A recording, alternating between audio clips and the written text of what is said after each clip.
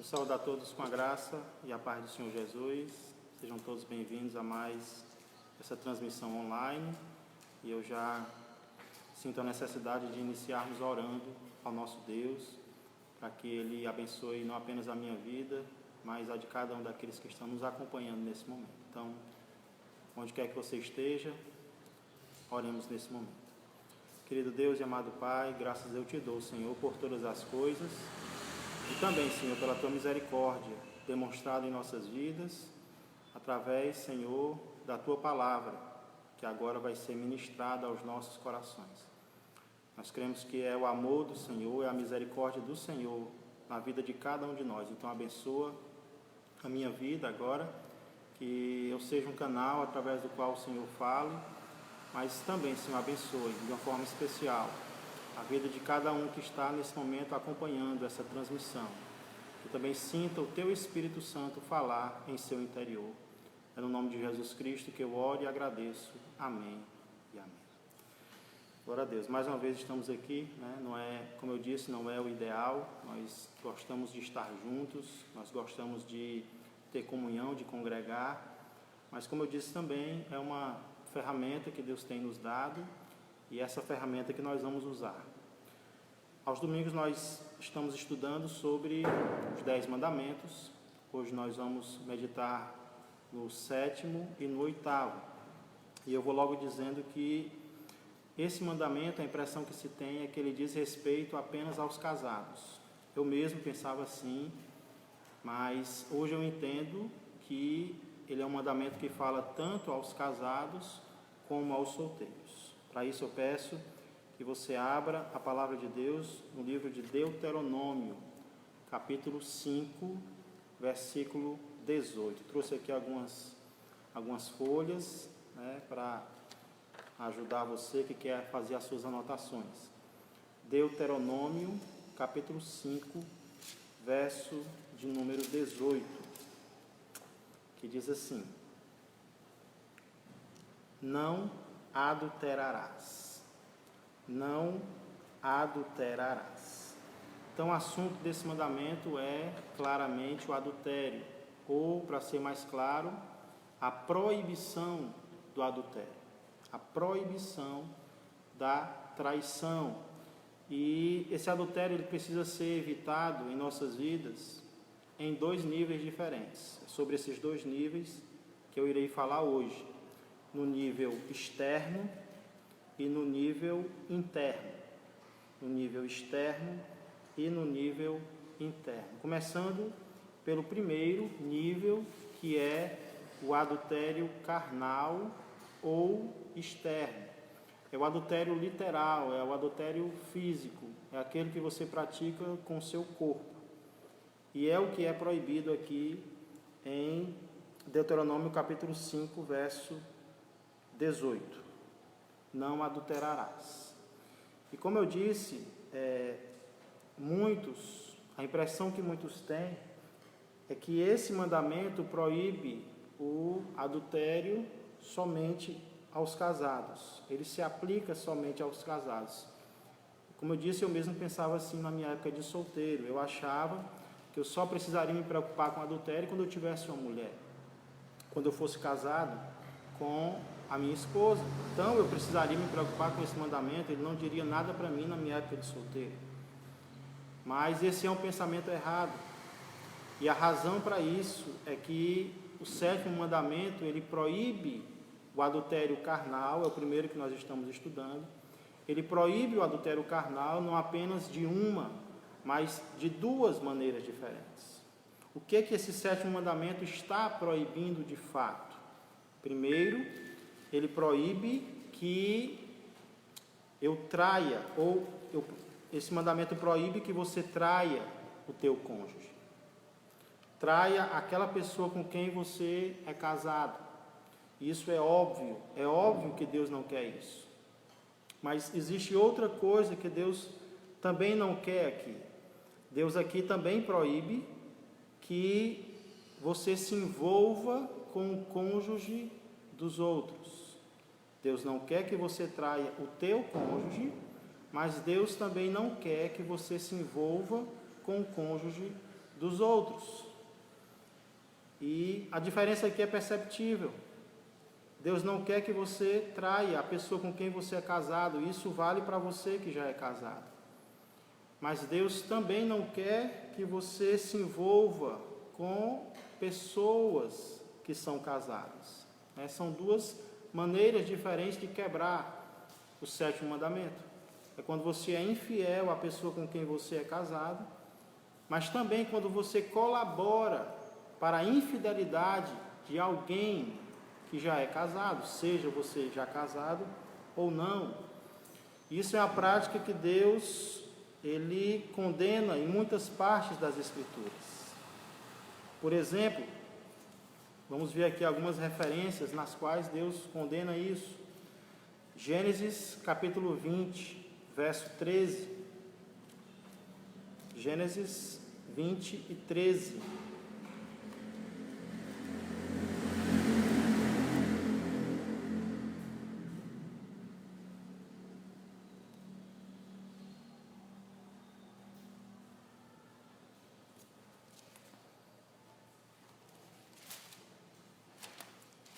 Gênesis 20 e 13, o contexto aqui é a mentira que Abraão conta para poder sobreviver.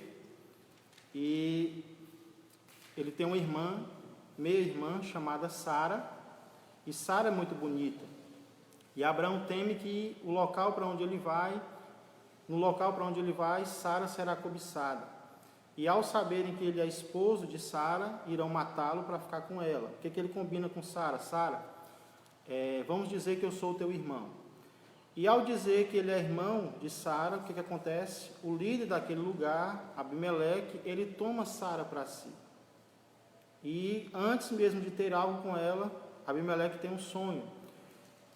Gênesis 23 diz o conteúdo desse sonho. Certa noite Deus veio a Abimeleque no sonho e lhe disse: você morrerá, a mulher que você tomou é casada. Então perceba aqui que o motivo pelo qual Abimeleque morreria, de acordo com Deus, não é porque ele estava com Sara, não é porque Sara era especial tão somente. Claro que sim. A descendência de Israel viria através dela. Mas o motivo citado aqui é porque Abimeleque estava com uma mulher casada. E o que é interessante é que Abimeleque ia morrer sem nem saber porquê. Ele não sabia que Sara era casada, afinal de contas, Abraão disse que ela era irmã dele, não esposa dele. Mas entenda que ignorância não é desculpa para pecado. Deus não inocenta o culpado, mesmo que o culpado não saiba que está cometendo algo. Agora, a boa notícia é que Deus sempre avisa. Através de sonho, através de visão, através de pessoas, através da palavra, Deus sempre avisa. Nós é que muitas vezes não estamos atentos aos avisos de Deus. Então Abimeleque ia morrer porque Deus não estava se agradando daquilo de ele estar com uma mulher casada, mas Deus o avisou e no decorrer do capítulo, Abimeleque se arrepende, até repreende Abraão por causa disso. Segunda referência que condena essa segunda maneira de adultério, não apenas de eu trair o meu cônjuge, mas de eu me envolver com o cônjuge dos outros. Os casos que nós vamos ver, principais, é de homens que se envolveram com a mulher do próximo, e Deus não aceita isso, isso é uma forma de adultério. Gênesis 39, versos 7 a 9. Gênesis 39, o contexto aqui é José sendo vendido para o Egito, e lá no Egito ele vai para a casa de Potifar, e Deus abençoa tanto José, que José se torna administrador de toda a casa de Potifar. E o que acontece é que a mulher de Potifar põe os olhos em José. A Bíblia diz que José era bonito de porte e de aparência, ou seja, ele tanto era bonito de corpo como de rosto. E não é apenas a Bíblia que diz isso, a mulher de Potifar também achou. E ela põe os olhos em José e começa a convidá-lo para se deitar com ela. Olha a resposta que José dá para ela, é muito instrutiva. Gênesis 39, versos 7 a 9. E depois de certo tempo, a mulher do seu senhor, a mulher de Potifar, começou a cobiçá-lo e o convidou: venha, deite-se comigo. Mas ele se recusou e lhe disse: meu senhor não se preocupa com coisa alguma de sua casa, e tudo que tem deixou aos meus cuidados. Ninguém desta casa está acima de mim. Ele nada me negou, a não ser a senhora, porque é a mulher dele. Agora escute: como poderia eu então cometer algo tão perverso e pecar contra Deus? Em outra versão diz: como cometeria eu tamanha maldade e pecaria contra Deus? José chama o adultério, o envolvimento com a mulher de Potifar, como maldade e como pecado. Maldade contra o seu Senhor e pecado contra o seu Deus. Temos também Levítico, capítulo 20, versículo 10. Levítico 20 e 10. Levítico 20 é um capítulo que traz penas para diversos pecados, penas para diversos crimes, dentre eles o adultério. E o que é que diz aqui? Levítico 20, verso 10. Se um homem cometer adultério com a mulher de outro homem, com a mulher do seu próximo, tanto o adúltero quanto a adúltera terão que ser executados. Então, nota que o foco aqui é um homem que comete adultério com a mulher do seu próximo, com a mulher de outro homem. E a Bíblia diz que tanto o homem quanto a mulher, tanto o adúltero quanto a adúltera terão que ser executados. E esse é o problema com a mulher flagrada em adultério e trazida a Jesus para ser apedrejada. A mulher adulterou? Sim. A mulher adulterou sozinha? Não. Então por que trouxeram só a mulher? Por que não trouxeram também o homem? E esse é o problema com a nossa sociedade também, que muitas vezes nós queremos punir apenas um dos dois. Muitas vezes queremos punir apenas o cônjuge que traiu o outro, ou então a pessoa que se envolveu com alguém que já era casado. Mas entenda, de acordo com Levítico 20:10, que Deus culpa os dois. Deus condena os dois, as duas partes, as duas maneiras de cometer o adultério carnal ou o adultério externo. Daqui a pouco eu vou falar mais um pouco sobre a mulher adúltera. Eu quero trazer algumas boas notícias em relação a ela. Mas, ainda em Levítico, nos versos 11 e 12, vai falar dessa forma de pecado dentro da família. Levítico 20, 11 e 12 diz: se um homem se deitar com a mulher do seu pai, desonrou seu pai. Tanto o homem quanto a mulher terão que ser executados, pois merecem a morte. Se um homem se deitar com a sua nora, ambos terão que ser executados. O que fizeram é depravação, merecem a morte.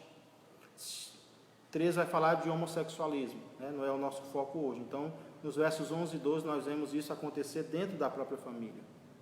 E eu lembrei aqui do que aconteceu na igreja de Corinto. Paulo fala em 1 Coríntios capítulo 5, de um membro da igreja praticando uma imoralidade. E Paulo diz que foi uma imoralidade tal que não existe nem entre os pagãos, nem entre os descrentes. Um homem chegar a possuir a mulher do seu próprio pai. A mulher do seu próprio pai. Ele não respeita o próprio pai. E isso aconteceu com um membro da igreja de Corinto. Já pensou Paulo dizer que nem entre os descrentes, nem entre os de fora, existe imoralidade tal como essa? Isso prova, irmãos e amigos, que estar dentro de uma igreja não é garantia de santidade. Muito pelo contrário, estar dentro de uma igreja significa que eu tenho que tomar um cuidado ainda maior para não pecar, porque as tentações serão grandes. Então eu tenho que vigiar. Paulo diz: aquele que pensa estar em pé, cuide para que não caia. Então não devemos nos orgulhar porque estamos dentro da congregação, não, pelo contrário, devemos ter cuidado ainda maior. palavra de Deus também cita 2 Samuel, capítulo 12, versículo 9. Eu creio que vocês conhecem o contexto aqui. História muito triste. Davi não vai à guerra, e porque ele não vai à guerra, da sua casa ele vê uma mulher muito formosa, Batseba.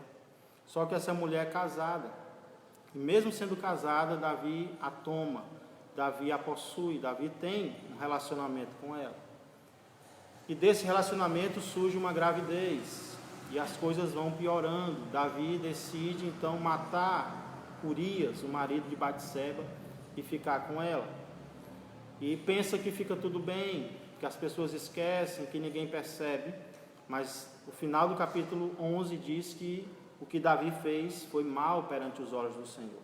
E Davi envia um profeta, ou Deus envia um profeta para confrontar Davi, e uma das coisas que Davi, que o profeta diz, é o que está no versículo 9, 2 Samuel 12 e 9. Olha que interessante. Porque você desprezou a palavra do Senhor, fazendo o que ele reprova. Você matou Urias, o hitita, com a espada dos amonitas, e ficou com a mulher dele. Irmãos, eu fiquei impressionado porque, como muitos sabem, Davi tinha várias mulheres, Davi tinha várias esposas. E em nenhum momento Deus confronta Davi por causa disso.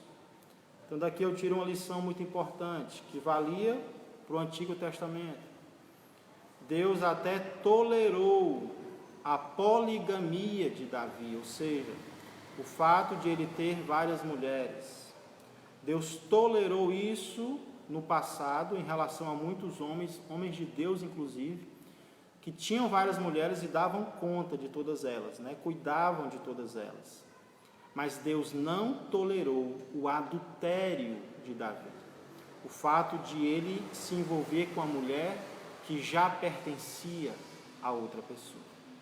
Notaram a diferença? Deus tolera a poligamia de Davi no passado, não estou dizendo que isso vale para os dias de hoje, minha mulher me lembrou muito bem ontem, mas Deus não tolera o adultério, o fato de ele se envolver com Batseba.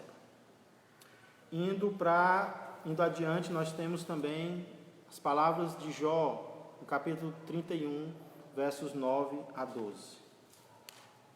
São muitas passagens, como vocês podem perceber, nas quais Deus condena a participação, seja de quem for, no adultério, o envolvimento com alguém que já é casado. Não apenas eu devo ter cuidado com o meu casamento, mas também com o casamento dos outros. Jó 31, versos 9 a 12. Um abraço para todos aqueles que estão nos acompanhando nesse momento.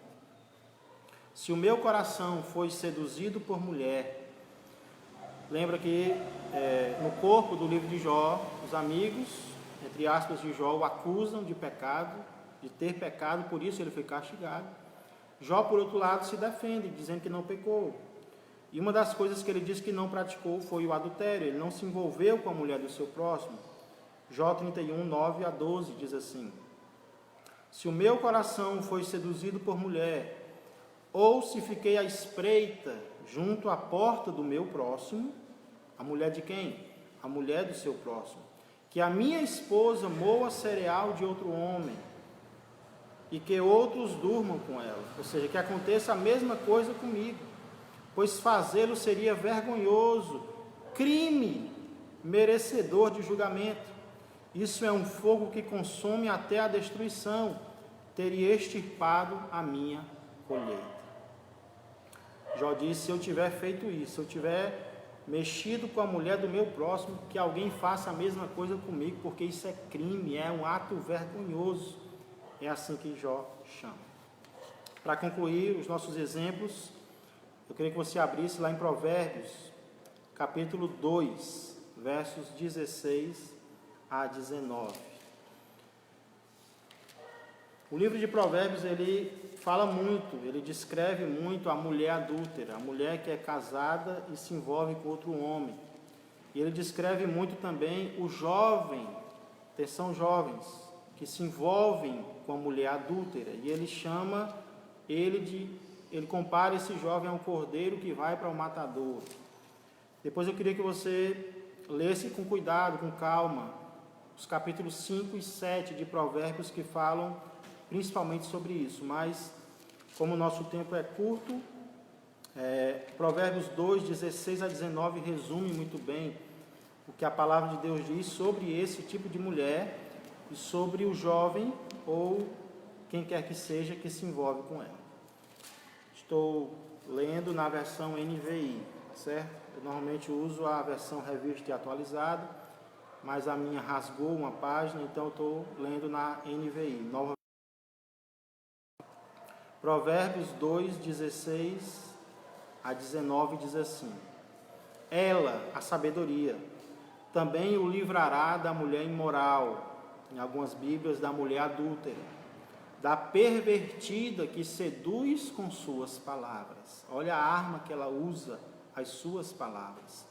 Que abandona aquele que desde a juventude foi seu companheiro e ignora a aliança que fez diante de Deus. Ela despreza o seu companheiro. Verso 18: a mulher imoral se dirige para a morte, que é a sua casa, e os seus caminhos levam às sombras.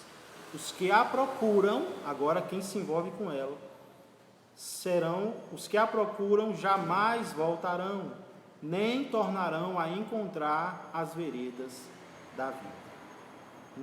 Nem voltarão a encontrar as veredas da vida.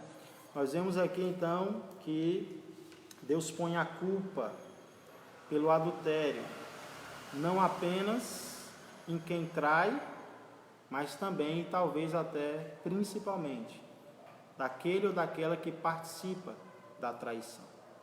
E Deus não toma por inocente quem participa do adultério, seja o casado, seja o solteiro. Tanto é, como nós vimos, que Deus não apenas coloca a culpa, mas Ele também impõe a pena. Deus também impõe o castigo, que na maioria das vezes não é nada menos do que o cemitério, a cova ou a morte.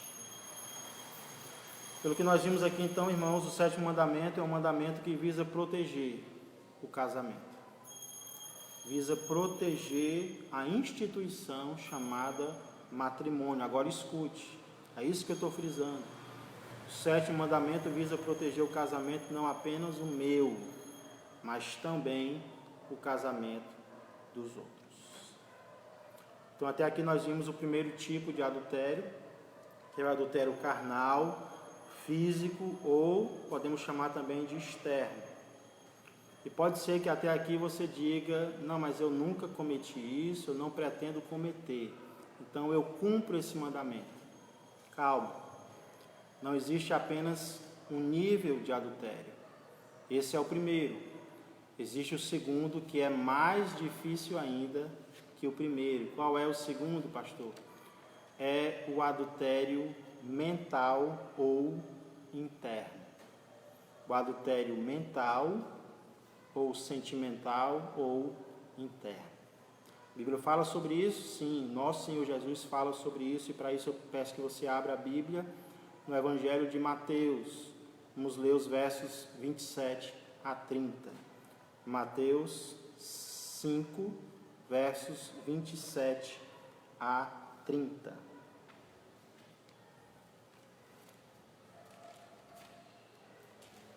Se Deus quiser, no próximo domingo, hoje à noite, eu vou pregar sobre o oitavo mandamento: não furtarás. E no próximo domingo, se Deus quiser, nós encerraremos a nossa série nos 10 mandamentos, estudando os últimos dois. Um pela manhã, às 10 horas, e o outro à noite, às 18 horas. Eu quero convidar você para hoje à noite estarmos juntos, meditando sobre o oitavo mandamento, que muitos acham que não desobedecem, né? Mas eu vou mostrar que é bem facinho de furtar, é bem facinho de roubar. Pois bem, segundo nível de adultério, adultério interno, adultério mental. Jesus fala sobre ele em Mateus 5, versos 27 a 30. Vocês ouviram o que foi dito: não adulterarás. Mas eu lhes digo: qualquer que olhar para uma mulher e desejá-la, já cometeu adultério com ela no coração. Se o seu olho direito o faz pecar, arranque-o e lance-o fora. É melhor perder uma parte do seu corpo do que ser todo ele lançado no inferno. E se a sua mão direita o fizer pecar, corte-a e lance-a fora. É melhor perder uma parte do seu corpo do que ir todo ele para o inferno. Que passagem impactante, que passagem impressionante. Eu creio que todos vão concordar comigo, por isso eu creio que é necessário começar mostrando o que Jesus não está querendo dizer nesse texto. Em primeiro lugar, eu creio que Jesus não está querendo dizer que é proibido olhar para as pessoas. Não é proibido o olhar em si, e sim a intenção com a qual se olha.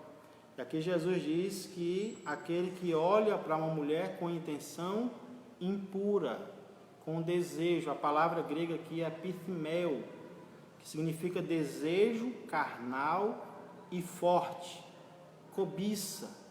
Então o problema não é simplesmente o olhar, senão os cegos seriam puros. O problema aqui é a intenção do coração, é o desejo, é a intenção impura. E é por isso que eu aproveito para me dirigir às mulheres. Por isso que é tão importante as mulheres vigiarem a maneira como se vestem. Eu não estou dizendo que um homem tem intenção impura por causa da mulher.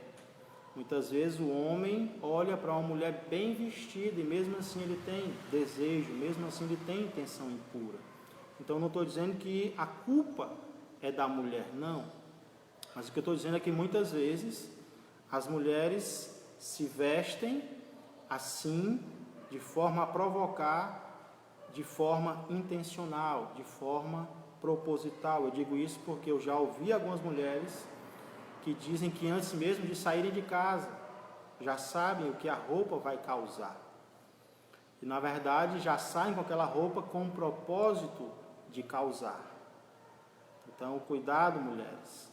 O problema com isso é que, como nós vimos, Deus não culpa apenas aquele que trai, seja carnalmente, seja mentalmente.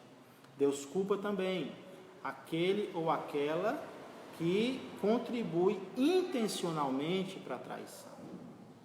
Então, se você sabe que ao sair, o teu corpo, a tua forma de se vestir, vai trazer pensamentos impuros nos homens, e você faz isso intencionalmente, então a Bíblia coloca sobre você também a culpa pelo pecado. Segunda coisa que eu creio que Jesus não está dizendo aqui é que desejar alguém e se deitar com alguém é a mesma coisa. Jesus não está dizendo que o adultério carnal e o adultério mental são a mesma coisa. É óbvio que não são. É o mesmo pecado, digamos assim, a mesma categoria de pecado, mas são níveis diferentes. O que eu creio que Jesus está dizendo aqui é que o problema não é só o ato, o problema também é a intenção, o problema é o desejo, o problema é a vontade.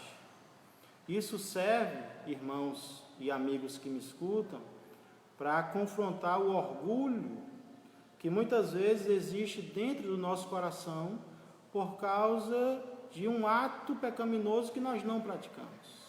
Nós não praticamos determinado ato pecaminoso que os outros praticam, e por isso muitas vezes nós nos orgulhamos, nós pensamos assim: não, eu nunca me deitei com outra mulher, você nunca se deitou com outro homem, e por isso você é melhor do que os outros. Ei, que bom que você nunca adulterou carnalmente, que ótimo, mas será que você nunca desejou? Será que você nunca teve pensamentos lascivos, pensamentos errados ou até sentimentos que não deveria ter? Jesus diz que isso é pecado também. Jesus condena isso também. E aqui eu aproveito para dar um testemunho de algo que aconteceu comigo. Na minha época de mocidade, na época de jovem, eu renovei os meus votos com Deus. E uma das coisas que eu fiz por causa disso foi terminar um relacionamento que eu tinha com uma jovem no meu trabalho. E por que eu fiz isso? Porque eu terminei o relacionamento com ela, não porque nós éramos casados, eu era solteiro e ela também, mas porque eu sabia que não era da vontade de Deus aquele relacionamento, né? Não era algo que eu tinha orado, não era algo que Deus estava confirmando, até porque nós tínhamos igrejas diferentes. E por causa disso, porque eu tomei essa decisão de terminar, eu confesso que veio um certo orgulho sobre mim, né? Olha, eu estou fazendo o que é certo, eu estou fazendo o que muitos jovens não fazem, né? Eu estou terminando um relacionamento errado. Então isso trouxe um certo orgulho sobre mim por eu não estar fazendo mais aquilo que alguns jovens fazem. Mas algo me surpreendeu. O que me surpreendeu foi que, mesmo não tendo mais nada com essa jovem, ao trabalhar próximo a ela, muitas vezes vinham sentimentos e pensamentos que eu não queria ter. Vinham sentimentos e pensamentos que eram contrários àquilo que eu havia decidido. E eu não entendia como isso era possível, se eu já tinha dito não ao relacionamento físico carnal, como é que dentro de mim ainda haviam aqueles pensamentos, aquela rebeldia interior. E eu lembro até de, certa vez, ter chegado a chorar na presença de Deus, dizendo que eu não queria aquilo. Então, irmãos, aquilo serviu para me humilhar profundamente e para entender que eu não era bom aos olhos de Deus. E fez também com que eu buscasse ainda mais. Então, Jesus, ele não permite que nos orgulhemos. Se nós não estamos praticando exteriormente, nós podemos ainda assim estar pecando interiormente, mentalmente. Essa é a segunda coisa que eu creio que Jesus não está dizendo aqui, é que adultério carnal e mental são a mesma coisa. Mas ele mostra que você pode deixar de praticar um, mas se praticar o outro, ainda assim você está pecando. Terceiro, para encerrar, é óbvio que Jesus não está dizendo aqui que nós devemos arrancar ou cortar literalmente um membro do nosso corpo para não pecar. Senão eu estava pensando, eu acho que a gente teria que ser esquartejado. Só fazendo isso a gente deixaria de pecar. É claro que não é isso que Jesus está querendo dizer. Alguém pega aqui meu celular, por favor. É claro que não é isso que Jesus está querendo dizer, mas infelizmente algumas pessoas tomaram essa atitude. Pessoas tiraram membros do seu corpo, ao caso até de um crente que cortou o próprio órgão reprodutor. Mas o que eu creio que Jesus está dizendo aqui é que nós precisamos lutar contra o pecado de forma radical, de forma até violenta. Inclusive, se resolvesse, nós deveríamos até preferir tirar um membro do nosso corpo, ir para o céu, entrar na vida aleijados, cegos, manetas, do que termos o corpo são inteiro e irmos para o inferno. Jesus está dizendo aqui que para eu ir para o céu, eu devo estar disposto a fazer qualquer sacrifício, eu devo estar disposto a abrir mão de coisas que eu creio, que eu acredito que são importantes para mim. Senão eu não vou para o céu, se não houver sacrifício eu não vou para o céu, se não houver renúncia eu não vou para o céu, se eu quiser continuar do jeito que eu estou eu não vou para o céu, eu vou para o inferno. Então o que Jesus está dizendo aqui é que, apesar de parecer brincadeira, o adultério ele leva sim para o inferno. Pois bem, irmãos, estamos chegando ao final da nossa mensagem. Eu creio que Era basicamente isso que eu queria transmitir para vocês em relação aos 2 níveis de adultério que a Bíblia fala. Na verdade, a Bíblia fala de um terceiro, mas é mais de forma simbólica, o adultério espiritual, que é quando eu me torno amigo do mundo, eu esqueço de Deus. Infelizmente, muitos estão fazendo isso, inclusive nessa época de pandemia. Mas, como é um adultério simbólico, eu não vou falar sobre ele juntamente com esses 2 que são literais. Vou deixar para falar em outro momento. A pergunta, então, para a gente encerrar é: que conclusões nós podemos tirar de tudo isso? De tudo isso que nós vimos, dessas passagens, eu creio que nós podemos tirar 2 conclusões principais. A primeira delas, o adultério começa no coração. O adultério começa no coração. Na verdade, Jesus diz que tudo, de bom e de ruim, começa no coração. Aqui mesmo em Mateus, capítulo 15, versículo 19, Jesus diz, Mateus 15 e 19: pois do coração saem os maus pensamentos, os homicídios, os adultérios, as imoralidades sexuais, os roubos, os falsos testemunhos e as calúnias. Do coração é que sai tudo isso. Interessante que o contexto aqui, falei em pandemia, era a ênfase dos religiosos no lavar as mãos. Eles viram que os discípulos de Jesus não lavavam as mãos adequadamente, e aí Jesus diz que o problema não é o que entra, o problema é o que sai pela boca e que vem do coração. É isso que contamina o homem. E é claro que Jesus não está sendo aqui contra higiene, práticas higiênicas. Jesus não está sendo contra o lavar as mãos, é óbvio. O que Jesus está sendo contra aqui é o formalismo, é a hipocrisia, é o farisaísmo de se preocupar muito mais com o exterior do que com o interior.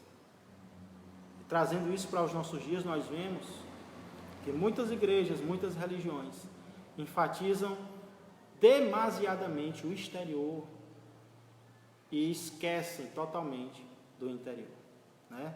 A religião, ela tem essa característica de frisar o que é aparente, o que é visível, e desprezar e esquecer o que é invisível. Mas Deus, Ele não faz isso. O adultério funciona como nós vimos também com o assassinato, domingo passado. O ato exterior de tirar uma vida inicia, como nós vimos, com o ato ou com o sentimento interior de raiva ou de ódio. Então, o adultério carnal começa no coração.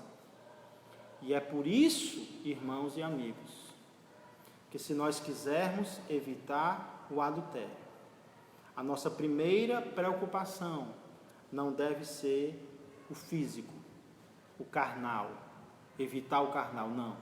A nossa primeira preocupação deve ser evitar o adultério mental ou sentimental. Esse deve ser o nosso foco. É como o provérbio diz: sobre tudo que se deve guardar, guarda o teu coração, porque dele procedem as fontes da vida. Claro que haverão momentos em que precisaremos fugir com os pés, né? Sendo bem claro. José fugiu. E eu creio que em alguns momentos nós vamos precisar fugir também, vamos precisar sair do ambiente, vamos precisar nos afastar de alguém. Claro, precisamos evitar o exterior também. Como eu disse, José fugiu, mas por que José fugiu? Será que ele não era homem? Será que José não tinha desejos, vontades como jovem? Claro que ele tinha. Mas ele fugiu. E por que ele fugiu? Por causa do coração dele. Porque o coração dele estava livre de impurezas, de pensamentos imorais, estava cheio de amor, como nós lemos. Amor ao seu patrão, ao seu senhor terreno e principalmente amor ao seu Deus. Ele disse: eu não vou cometer tamanha maldade contra o meu Senhor e eu não vou pecar contra o meu Deus. O adultério começa no coração e é por isso que precisamos cuidar bem do nosso coração. O que nós estamos pensando, o que nós estamos sentindo, o que nós estamos desejando. Até porque isso vai nos dizer o nosso destino, ou para onde nós vamos. E essa é a segunda conclusão que nós podemos tirar aqui. O adultério começa no coração, como nós vimos. Mas onde é que ele termina?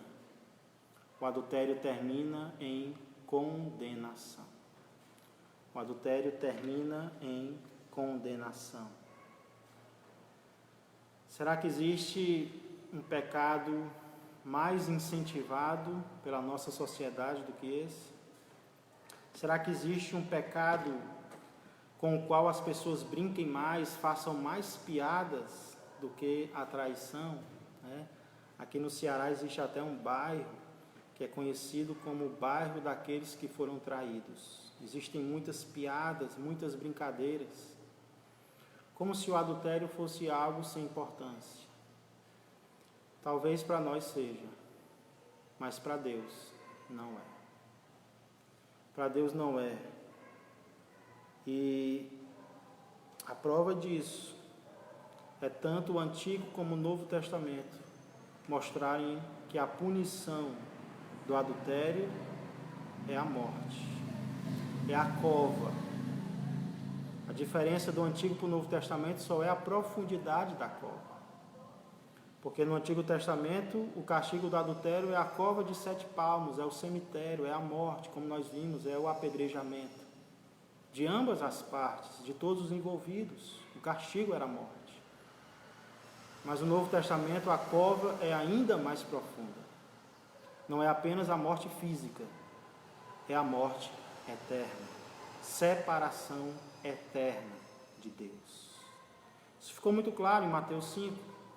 Quando Deus disse que, se for preciso, eu tenho que arrancar o olho direito, cortar a mão direita e lançar fora. É melhor eu entrar na vida aleijado do que ir para o inferno são inteiro. Mas isso fica claro também em 1 Coríntios, capítulo 6. 1 Coríntios, capítulo 6, versos 9 e 10. Jesus usou linguagem figurada, mas Paulo foi bem claro, bem literal. Olha que 1 Coríntios 6, 9 e 10 diz: vocês não sabem que os perversos não herdarão o reino de Deus?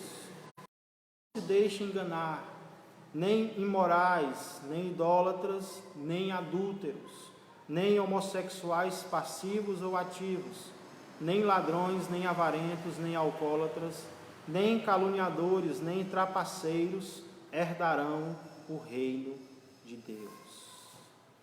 Deus não vai inocentar aquele que teve a oportunidade de se arrepender do adultério e não se arrependeu. Deus vai condenar tal pessoa. Aquele que vive na prática do adultério e não se arrepende, não herdará o reino dos céus. É o que a palavra de Deus está dizendo. E eu pergunto, será que é isso que você quer? Ficar fora do reino dos céus por causa dessa prática? Eu creio que não é. Por isso eu queria encerrar sugerindo, aconselhando que você tome 3 decisões, todas as 3 com a letra C. Case, corra e creia. Primeiramente, case. É o que está escrito lá em 1 Coríntios, capítulo 7, versos 1 e 2. Quanto aos assuntos sobre os quais vocês escreveram, é bom que o homem não toque mulher. Mas, por causa da imoralidade, cada um deve ter sua esposa, e cada mulher o seu próprio marido. Em 1 Coríntios 7, Paulo diz: se você pode ficar sem mulher, se você pode ficar sem homem, fique. Você vai ter mais tempo para servir a Deus, você vai evitar um monte de problema, e é verdade.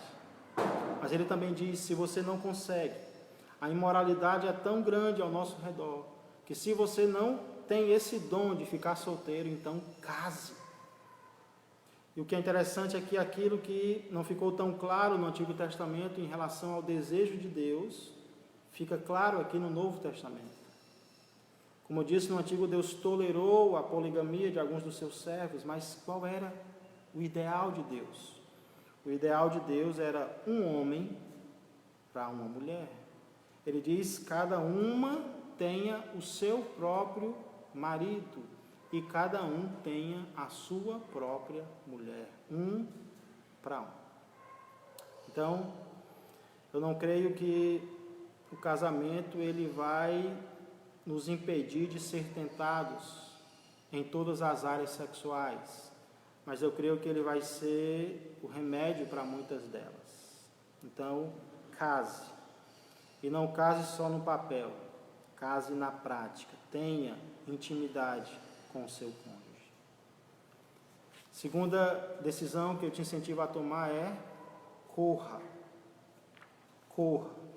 É o que diz 1 Coríntios, capítulo 6, versículo 11. 1 Coríntios 6 e 18. 1 Coríntios 6 e 18 diz: fujam da imoralidade sexual. Ele não diz converse, combata, não, fuja da imoralidade sexual. Todos os outros pecados que alguém comete, fora do corpo os comete. Mas quem peca sexualmente, peca contra o seu próprio corpo. Nós temos que fazer nossa parte. Nós não podemos descansar em relação ao pecado. Nós temos que lembrar de José, que tomou uma atitude radical, fugiu. Nós temos que lembrar de Jesus, que diz que temos que tomar decisões radicais, e uma delas é fugir, correr. De qual ambiente, de qual lugar, de qual objeto você está precisando se afastar para não pecar, para não cair em adultério. Muito interessante que nós estamos vivendo nesses dias, em meio a essa pandemia de coronavírus. Muitas pessoas, a maioria das pessoas está tomando precauções para não adquirir o vírus e não vir a morrer ou trazer morte para alguém. Mas você já pensou se nós tomássemos precauções com a mesma intensidade em relação ao pecado, para não cair em pecado, a não levar outras pessoas a pecarem, se nós tomássemos o mesmo cuidado? E deveríamos tomar, sabe por quê? Porque o pecado, ele traz consequências mais terríveis e mais duradouras do que um vírus. O vírus traz a morte, traz doença, traz dor físicas. O pecado, ele faz isso, não apenas nesta vida, mas também na vida futura. Corra, faça como José, não como Davi. Corra do adultério. Para encerrar, creia, acredite. Após mostrar que os que vivem na prática do adultério não irão para o céu, Paulo diz também o que pode acontecer em 1 Coríntios, capítulo 6, versículo 8. Assim foram alguns de vocês. Falou dos adúlteros, falou dos homicidas, mas ele diz alguns. Assim foram alguns de vocês, mas vocês foram lavados, foram santificados, foram justificados no nome do Senhor Jesus Cristo, no Espírito do nosso Deus. Existe condenação para o adúltero? Sim. Mas aqui diz que também existe perdão, também existe santificação, também existe transformação, se você crê. Eu acredito que devemos fazer nossa parte. Aqueles que não têm o dom de ficarem solteiros devem casar. Todos nós devemos correr do adultério, da imoralidade. Mas lembra, o adultério é um pecado. E ninguém vence o pecado sozinho. Nós precisamos de alguém mais forte do que nós para nos ajudar. Nós precisamos de Jesus. Então creia que em Jesus há perdão para você. Creia que em Jesus há transformação para você que já caiu no adultério no passado. Como eu disse, eu ia voltar à questão da mulher apanhada em flagrante adultério em João 8. E ali eu não vejo apenas condenação do pecado, sim, isso é claro ali. Aquela mulher errou, sim, Deus abomina isso, sim. Mas ali eu vejo também boas notícias para quem já caiu neste pecado no passado ou precisa se arrepender agora. Ali eu vejo, primeiramente, a possibilidade de perdão. Quando Jesus pergunta para a mulher, onde estão os teus acusadores? E ela diz que todos saíram. E Jesus diz, ninguém te condenou, nem eu tampouco te condeno. O único que poderia condenar aquela mulher era Jesus. E ele foi o único que não condenou. Jesus ofereceu perdão para ela. Jesus ofereceu uma nova chance para ela. E ele está oferecendo o mesmo para você agora. Não importa o que você foi, não importa o que você fez, como você viveu. Jesus diz, eu não estou te condenando agora. Mas escute o que Jesus diz a seguir. Ele diz, vai e não peques mais. Não apenas Jesus perdoa, mas aqui eu também vejo a possibilidade de transformação. Transformação. Ninguém precisa e nem deve permanecer na prática de pecado qualquer, inclusive este. Não, mas é muito difícil. Deus não inocenta. Ele perdoa se você se arrepender. Mas ele diz para mim, como disse para a mulher, vai e não peques mais. Vai e não continua na prática do pecado. Porque em outra situação ele diz, olha, se você pecar, vai acontecer coisa pior com você. Então, nós não devemos brincar com o pecado. Só Deus perdoa, graças a Ele. Mas só Ele transforma também, e eu preciso crer. Então, eu queria encerrar te incentivando a fazer duas coisas. Primeiro, creia que em Cristo, Deus perdoa você. Peça perdão agora pelo teu pecado. Peça perdão agora por aquilo que você fez e que não agradou a Deus. Creia, em segundo lugar, que em Cristo Deus te transforma. Perdoar não é cheque para continuar na mesma prática. Não. Deus perdoa, mas Ele exige uma transformação. E nele nós podemos ser transformados. Vamos orar, que Deus nos perdoe e que Deus nos transforme. Pai amado, Pai querido, muito obrigado, Senhor, pela Tua palavra, que primeiramente nos confronta, Deus, porque precisamos ser confrontados. Mas também, Senhor, nos conforta ao nos mostrar, Senhor, que se quisermos, se aceitarmos, se abrirmos o nosso coração e se crermos, seremos perdoados. E não apenas perdoados, seremos transformados. De dentro para fora, Deus. Transformados em nosso coração e, consequentemente, em nosso exterior, em nossas práticas. Abençoa, Senhor, todos aqueles que estão ouvindo esta palavra agora. Não sei, Senhor, se estavam sendo tentados ou praticando o adultério carnal ou mental, ou contribuindo, Senhor, para o adultério dos outros. O que eu sei é que a Tua palavra nos transforma, o Teu Espírito nos transforma. E é isso que eu peço que aconteça agora, em nome de Jesus. Oramos também pela situação que o nosso mundo está atravessando, Senhor. Eu peço cura física, sim. E eu agradeço porque tenho ouvido muitos relatos de pessoas sendo curadas, protegidas do vírus. Mas eu peço principalmente, Senhor, por cura espiritual, por conversões, por arrependimentos, por reconciliações, por renovações de votos. Pai, eu sei que nada acontece por acaso. Então, se isso tem acontecido, é porque o Senhor tem um propósito de nos aproximar ainda mais do Senhor, Então não adianta os crentes orarem apenas para o retorno dos cultos, porque pode ser que o Senhor não estava sentindo prazer, Pai, nos nossos cultos. É necessário haver uma transformação de vida, e é por isso que eu oro agora, em nome de Jesus Cristo. Que Deus abençoe a todos. Amém e amém. Obrigado a todos que nos acompanharam. A nossa próxima transmissão será às 18 horas. Amém? Que Deus abençoe a todos. Um excelente dia.